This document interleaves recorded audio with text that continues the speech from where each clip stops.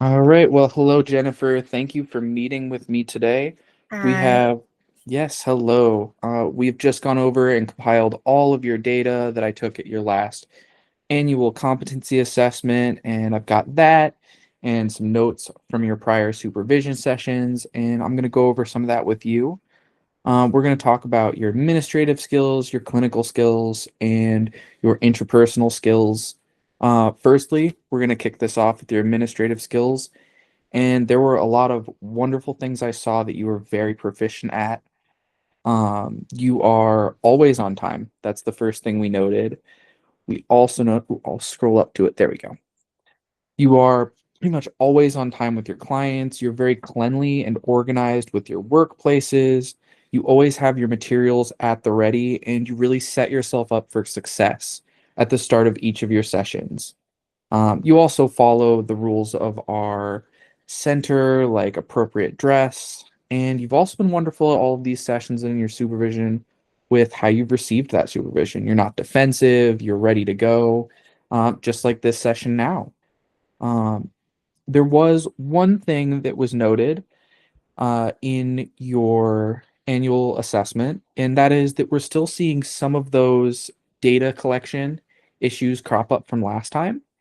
And upon review of the way that we provide you with feedback, we may have not been doing everything we could on our end to support you. So we went ahead and came up with some different strategies. Let me switch which screen I'm sharing. Present something else. Here we go. There. All right. So I've come up with some different strategies that we can use to help clarify on our end what we're trying to provide and assist you with. So the real crux of this issue, right, is that we're just having a bit of low treatment fidelity across the board. And we want to provide you with clear expectations on our end of what we're expecting so that we can all move together as a team in the future. Our overall goal for this is to get that treatment fidelity to the acceptable 80%. And then ideally, we could even get it to 90%. So what we expect is like in the first 2 weeks after this, we just want to see that 8% rise. And then if you can make it to 90, that's ideal. But we want to fall somewhere in that 80 to 90 range of that reasonable expectation. Um, First off, what we can do for you on our end, right? I've noticed that some of your supervisors have been getting out to you our information of what we need a little bit slow. So I think one expectation we're going to do to support you on our end is make sure right here that all of our recommendations are provided to you in email within 24 hours of supervision. I know when it gets later than 24 hours, you're starting to forget that session entirely because we have so much going on. So how to relate that to what you did and what you need to change, that gets confusing when it takes too long. So that is absolutely something we're going to assist you with on our end. Um, I also realized with the way you're so good about setting up your materials and going over your expectations ahead of time, that we could just write a lot of those expectations right into your data collection program. That way, every time you're going to click data, you can see those edits and updates right when you're about to start your session. So that way it's organized for you, right? Each time you open something up, you can also see that most recent feedback on it, especially if that alters how the program is run or specifies or clarifies something. We're also going to give you paper copies, right? Different things that allow you to see it in full because you can't always be accessing your email. I know nothing's more obnoxious than trying to start your session and going, oh, I'm not logged into my email. It wants me to change my password. What a mess. So we're going to get you a folder in your room that has your most recent feedbacks with dates and expectations. In there, we're also going to throw some checklists, right? Especially if some of our feedback interrupts the way you've been doing things. We want to break you down with the task analysis and throw in, oh, at this step, this is where you need to change something. That way, you're not having to fully reassess and can just change exactly what we're pinpointing there and not have to fully analyze yourself each time you're in your session. Let's see. We're also going to provide you a visible prompt that your folder is there. Obviously, we don't want sensitive information like just out in public on what we're asking you to work on. Instead, we're just going to put a little reminder out that says, look at your feedback folder. Some simple sticker right in your workspace with each of your clients. We're going to do this across the board for everybody pretty much. because we are assessing this year how we can aid you guys in your success. Lastly, we want to incentivize this, right? So for all employees right now, during your weekly supervision, if your BCBA states that you've met that 90% fidelity on your trials and on your feedback, we're going to throw you into a raffle for a bunch of different $50 gift cards. If you have a specific gift card that you want to be thrown into that raffle, go ahead. We have by our front desk little slips of paper where you can slip in what gift cards we should be adding. That way we can make sure we've got what you want. But now I want it to be time to for you to state any aids that you think we can provide you, or how can I help you? I want to start a conversation on this one. I honestly feel that having those checklists in place would be helpful as far as, and then also copies of the supervision notes, just because sometimes, technology is not always our friend. So I think that having paper copies would be very nice. That way I always have them like fresh in my head and I can review them daily. So I can, just to have that little quick refresher, I think that that would be nice. Awesome. We were also wondering if you would need any of these in a more to-go format. We see you're running around a lot with your clients and are very engaged with them. Mm-hmm. Would you be comfortable just reviewing this in your administrative sessions, or would you also want maybe to have these put into a client backpack for you on the go or more Yeah, that would be accessible? great. I would love that. That would be something that we could do because my client is on the go 98% of the session. So I think that having something that I can just grab and go and use it or something quick. And yeah, I think that that would be a good idea. Maybe a fanny pack of some type or whatever with resources in it. Well, you are going to love the next section then. Speaking of which, I think we are good to move on to some of your clinical skills and highlights there. All right. So I am going to switch share window. Here we go, down to our clinical skills. And as you can see, we got a lot of high numbers up here at the start, and I would love to go through those with you. This is my favorite section that I got to review while doing your yearly comp, mainly because of all these threes and where they are too, right?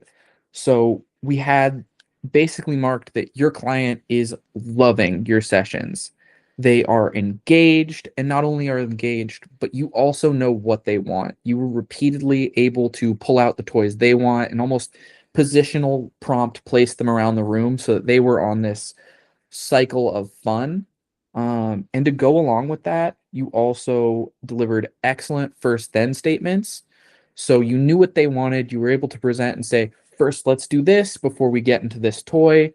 And you did that all through these awesome preference assessments on the go. And your demands to them were also very clear. So you were running this very efficient system of understanding what they want, where to go, keeping the session fast paced and on the go.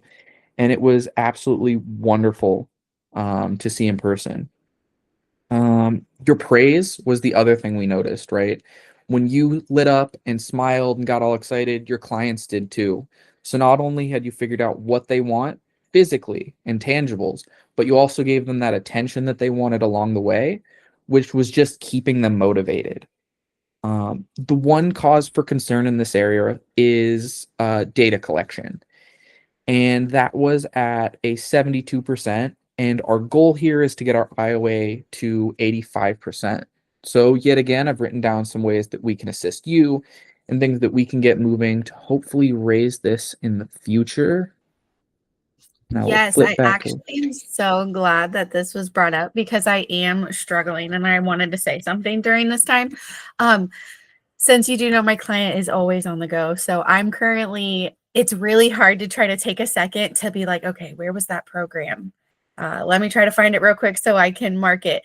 And he's eloped. I So absolutely saw that. And I yeah, saw how oftentimes you had to leave that tablet on the table yeah, distantly because obviously when you're running around and trying to block an elope, right, that tablet can swing, hit something. And as you can tell yeah, by all of the cracked tablets in our center, it is a tricky thing to prioritize and figure out. yeah. Um, And that's actually a lot of what we focused on and wrote down in our notes about why this might be low is your client is fast and on the move. So we tried to make a few ways that we could support you in that. And I will go over them right here. So as I was Okay. saying, our goal is 85% of that data to be accurate, right? There's always got to be a little wiggle room. You might not note something. We're not perfect. For this, I also want to start a very incremental goal. I just want to see like a 3% increase for the first few weeks and then a 4% to round it out to that 85. As long as we're floating around that 85, that is right where we want to be. If we can't get there or there are more barriers, we can readdress that later on. Make sure to let us know and email us, or if we see we're not meeting those goals, we can alter things on the fly. Especially because Yeah. I have lots of aids and some of them might be too cumbersome. So we can get into that. Let's Yeah. see. I like the Um, clickers that you have right there. yeah, so that's point one, right? Is we Yeah. are going to provide you with some more on-the-go supplies. Thank you. Uh, we are going to break down your stuff into little paper data sheets about the size of sticky notes that are stapled together and can be ripped off on the go. So we're going to provide you with little paper data sheets, more convenient frequency clickers, a little clipboard to keep those paper datas on. It is a adorable tiny mini clipboard, and that should help you speed up your trials a bit.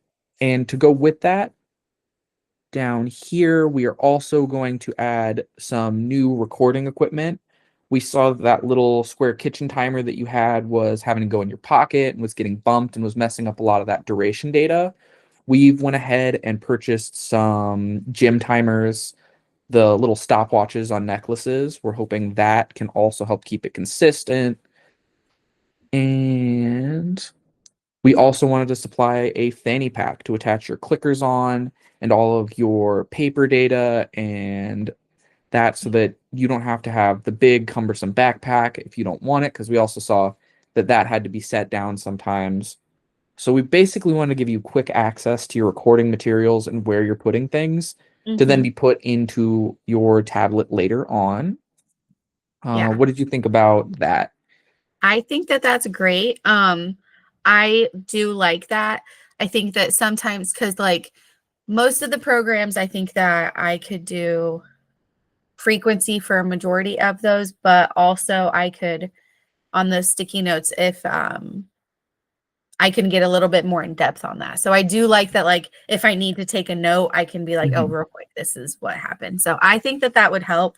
And also, so I do remember because it might be 20 minutes before I get back to my iPad. So yeah, I think that that would be great just to make sure that that I'm having my fidelity, that I'm making sure that I'm implementing the programs accurately and that I'm entering in the data just because I want to make sure that he's getting the best care possible. So, Absolutely. yeah. Absolutely. Um, Speaking of which, with the data input, we also had another thing, just some simple visual prompts to help you not have a massive stack of sticky notes floating there at all times, right? Like Right. even with that, that could also get cumbersome. So we were going to throw some visual prompts prominently in your workspaces to remind you to transfer that whenever possible.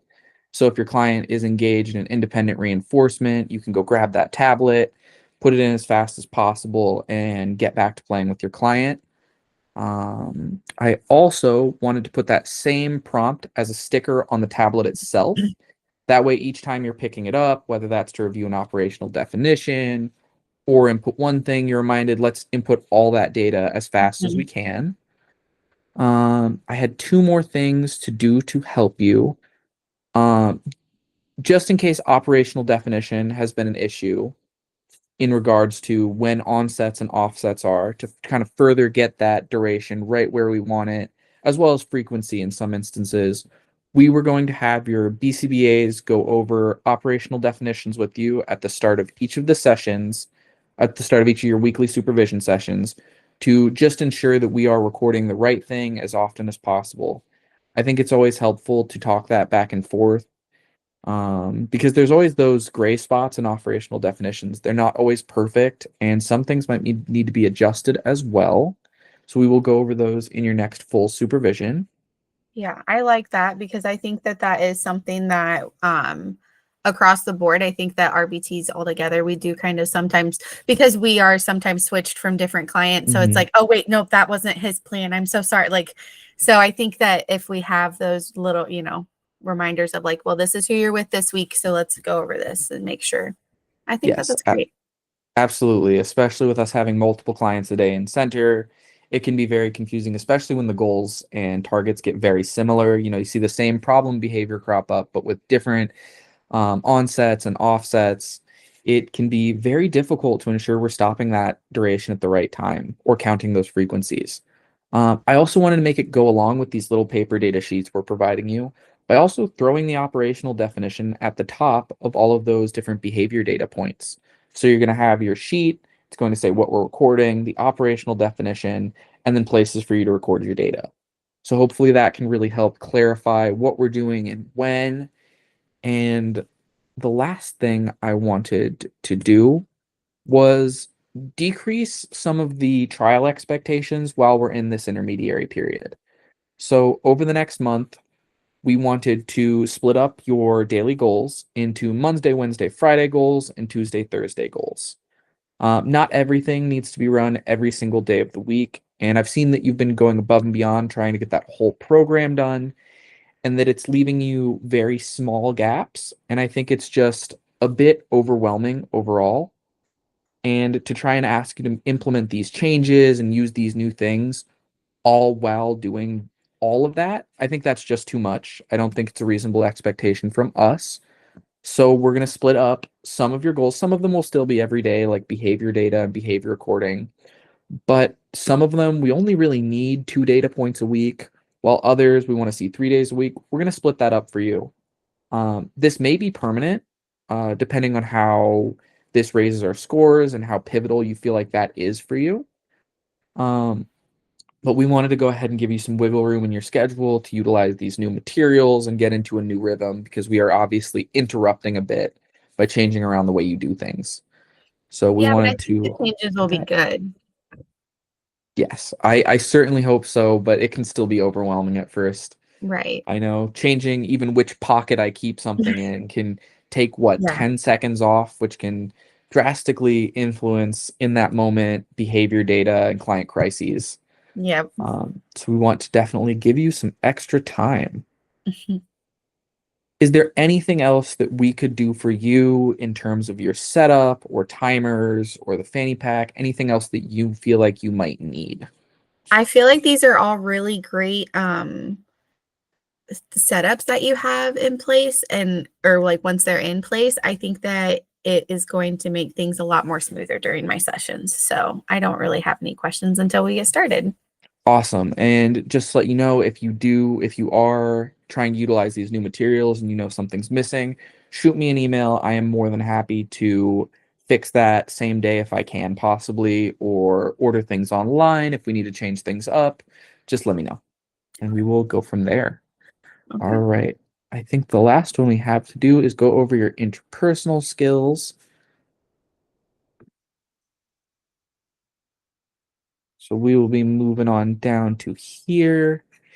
And I wanted to hit some of the highlights yet again, and that was some of your communication skills, especially with the way you talk to your team, your peers, and your supervisors, and even some of that respect and dignity you speak to your clients with. I think the way you talk to people shows some of that sensitivity that is so important in ABA, and you've definitely got an excellent foundation for that communication. That's also really important when talking to parents. I've seen you utilize that empathy constantly, and it makes the parents really feel like you are part of their team. And I think that's so important, right? We want to all be collaborating together, and we want parents to know that we are there for them as much as reasonably possible. Um, I think the one thing that I wanted to talk to you about a bit was the use of reflecting or clarifying statements when needed. Um, it isn't that you don't understand what parents and supervisors can be talking about sometimes, but I think this is an interesting soft skill, especially in regards to parents, is letting them know we hear them in every single statement, right? So this is just a little active listening skill, and I will go into those more on the page where I have some supporting plans for it. So let me flip my screen over. Yeah, that is always something really hard for me to do as an RBT, just because I'm always nervous when I'm talking to parents. I'm always like, I don't know what to say.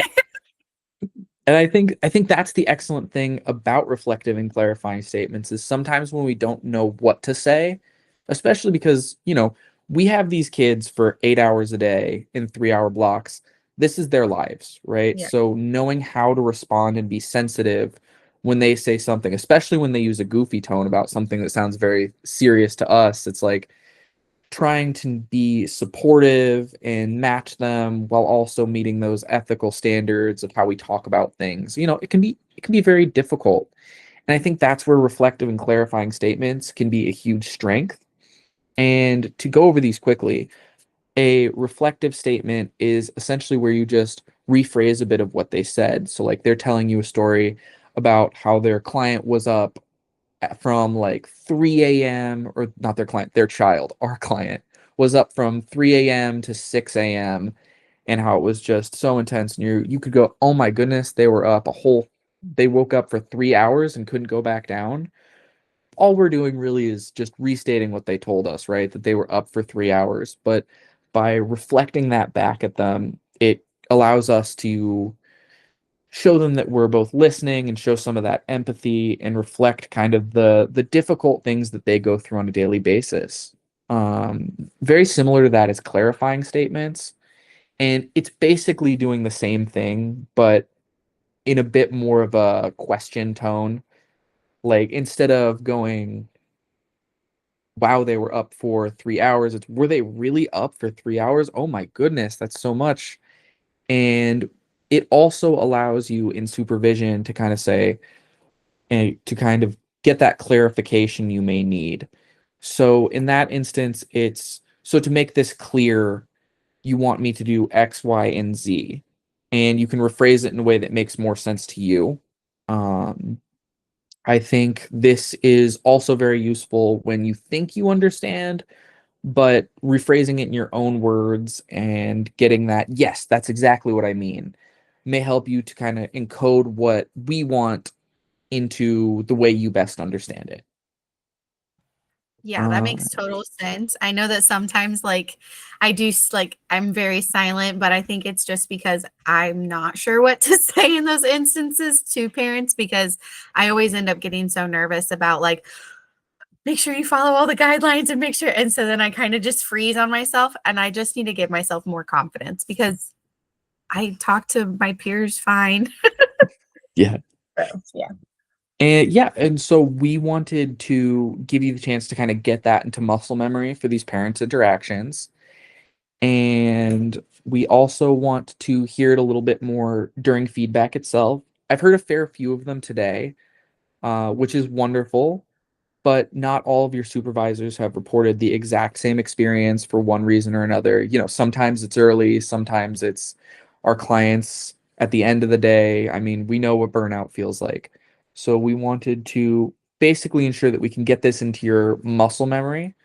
So we are going to just do some practice using clarifying and questioning statements to make sure that when we are tired and we are out of it, that we can still kind of automatically speak in that way, both so that we can clarify in supervision and also reflect for our parents so that they know that we're empathizing with them.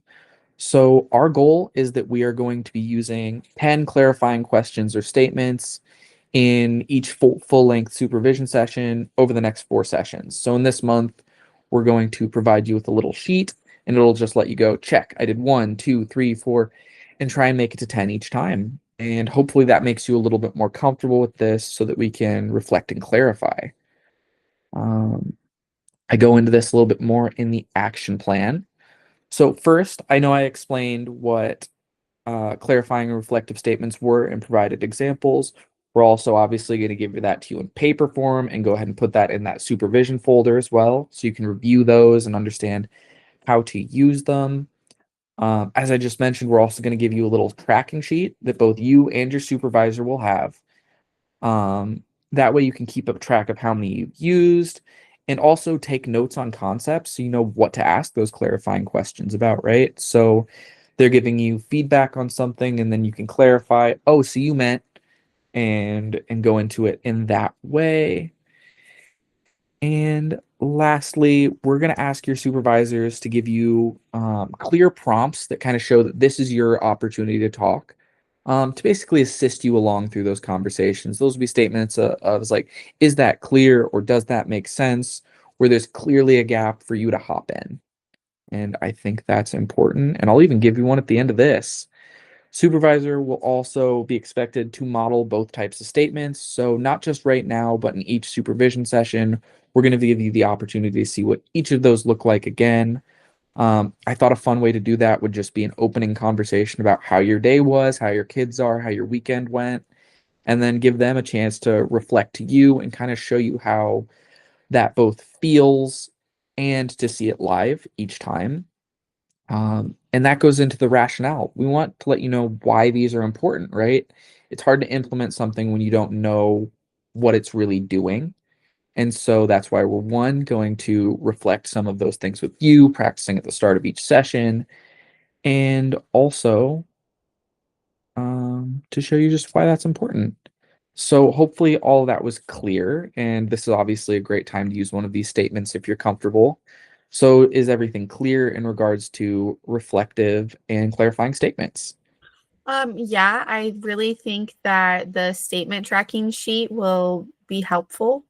And I also think that the 10 clarifying statements and questions will be interesting to see like what how that transpires and like how I go about learning that. So I am pretty interested in getting this started so I can kind of learn a little or find my way a little bit more into this. So yeah. Yes. And may I just say, I've already been noticing before we even got to this, tons of these statements. So the one you just did right now was wonderful. You reflected multiple things. And I have seen that all throughout this. So who knows, it may have been some amount of reactivity from being watched and having somebody with a clipboard in the room during your yearly competency assessment. That can always be a part of it. You know, you're not under a microscope right now, which might make it a Right. lot easier. But we're still just going to try and see if we can work that into muscle memory to the point where it's coming out all the time. Yeah, sure. Um, so that wraps up the three things I specifically wanted to go over today. I think overall, the way you speak to your clients, work with them, keep them engaged, and talk to parents, supervisors, and your team alike shows that you have a real passion for ABA. So we are so happy for your continued hard work on this team. We just want to help take you to the next level because we believe that you can get there, and we are so excited to work with you in the future. Thank. Um, yeah. All right. If there's anything I can do for you with any of these goals while you're implementing them, please feel free to email me anytime.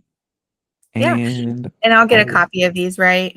yes, they will all be provided to you, just like in the first goal, by email within 24 hours and in paper in your supervision folder. Sweet. Okay. Yes, Thanks I so will. much. Yeah, no problem. I will let you get back to work. Have a great rest of Mhm. your session and day. Yes. Thanks.